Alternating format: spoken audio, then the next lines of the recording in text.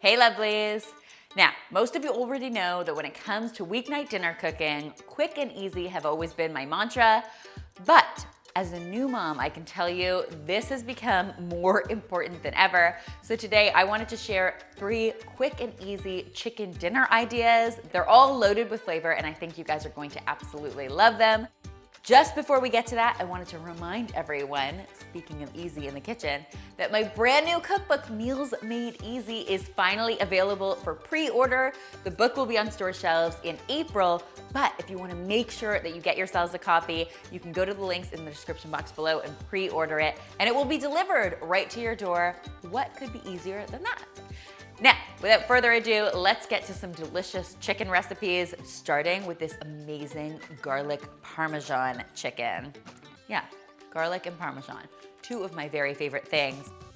Now I've got a nice big pan heating up on the stove over medium-high heat. I'm just gonna add a little bit of oil to that and let that oil heat up. While that's happening, we are going to dredge our chicken in a little bit of flour. All 3 of these recipes start with the very same way. So we're working, in this case, with some chicken cutlets. This is basically chicken breast that's been cut in half and then pounded out so it's nice and thin. What I love about working with these is that not only does it cook much more quickly than a traditional chicken breast because it's much thinner, but it cooks much more evenly as well, which is wonderful. Just to give these a nice crisp coating, we are going to put it in the flour on both sides and then shake off any excess and get it into the pan. If you're worried about gluten, you can totally skip this step, but I find it really helps the chicken brown up beautifully. This is also a really wonderful technique if you are frying up some fish. I love doing tilapia or sole this way. Just that little bit of flour, it gives everything a little crispness and gets really, really good color. We're gonna let our chicken cook up until it is golden on one side and then give it a flip and let it cook on the other side.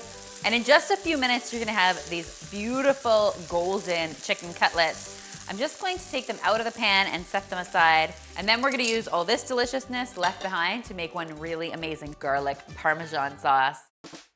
Now I've turned my heat down to medium-low because obviously this pan's really hot and I don't wanna burn everything. And I'm just gonna start by getting some butter in the pan. And then when that butter is melted, I'm going to load in some garlic. I've got 2 cloves headed in here, but let's be honest, 3 wouldn't be bad either. Because that pan is nice and hot, our garlic is gonna get really fragrant immediately, and then we can add in a little bit of chicken broth and my cream to the pan. We're just gonna let this all come to a simmer.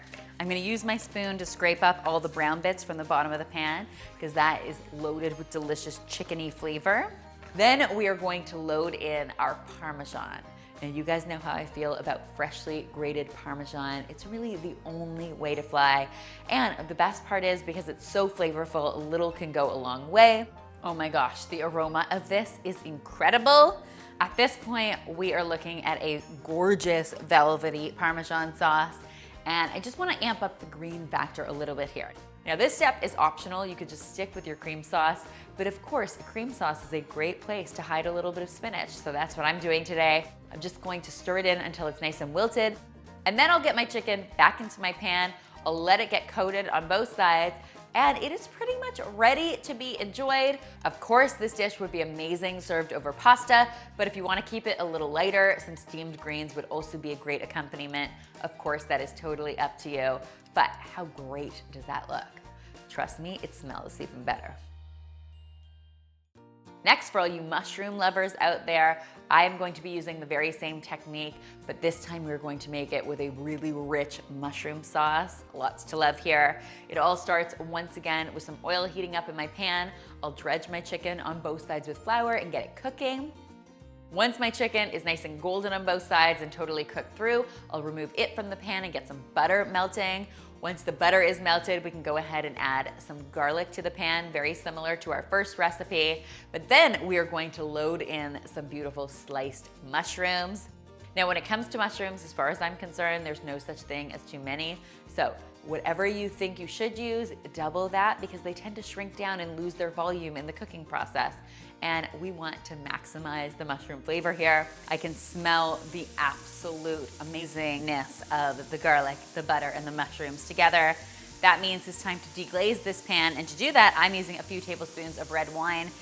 If you're not into using wine in cooking, it's totally fine. You can do this with chicken broth instead, but red wine has a really distinct flavor that pairs really beautifully with mushrooms. So if you can use it, go ahead and do that. We're going to let that red wine reduce down to about half, and then we'll add a little bit of flour to this mixture, stir that in, and then some chicken broth to complete our sauce. To add even more great flavor, I've got some fresh thyme leaves headed in here, and of course some salt and pepper.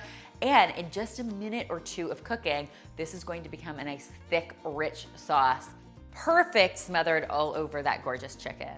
Pan sauces are my favorite sauces. I think it's safe to say that there isn't much room for improvement with this dish. Wouldn't you agree? Finally, guys, we've got a bit of a French-inspired offering. It's some creamy Dijon chicken. And of course, as the name suggests, it involves a creamy Dijon sauce that I cannot get enough of. It starts once again in the very same way. We're going to cook up our chicken cutlets in a little bit of oil, dredged in flour. Once they're nice and golden, we can remove them from the pan and get to work on our sauce, which of course starts with some butter, just like our last sauce did. But this time, instead of garlic, we are going to add some shallots to the pan. I've just thinly sliced my shallots. I'm gonna cook those up until they're softened, which only takes about a minute or so. Then I'm going to deglaze my pan once again, but this time I'm going to use some white wine, a little bit more of a delicate flavor here. I'm also going to take this time to scrape up all those beautiful brown bits on the bottom of the pan. Once my white wine has reduced to about half, we're gonna go ahead and add some flour to this because that's gonna help us thicken up our sauce. And then we'll add our chicken broth, our cream, and then of course, the most important ingredient is the Dijon mustard. We're gonna stir this until it starts to thicken up. It only takes about 2 or 3 minutes. And then I also am going to finish it off with some lovely parsley. We're just gonna stir that right in. You could do this with a little bit of fresh tarragon if you had that. That would be very classically French. But I'll be honest, sometimes my supermarket has tarragon and other times it's tarragon. And then I'll get my chicken back into my pan. I'll let it get coated on both sides and it is pretty much ready to be enjoyed. I love this sauce served over that amazing pan-seared chicken, but whatever is left over on your plate should be sopped up with a little bit of crusty French bread. That's where the real magic happens. I hope you will give all 3 of these delicious recipes a try. If you do, be sure to tweet me, Instagram me, or Facebook me a photo, because I always love seeing your kitchen creations. Speaking of kitchen creations, I may have created a cookbook in my own kitchen. It's called the Domestic Geek's Meals Made Easy. It's been a work in progress for 2 years now, guys, so I'm so excited to share it with you. It is now available for pre-order and will be on store shelves April 23rd. If you want to order your copy, all the links are in the description box, so you can take a look for them there. As always, I appreciate your support, so thank you so much. And finally, guys, if you haven't already, be sure to subscribe because there is lots more dinner deliciousness where this came from.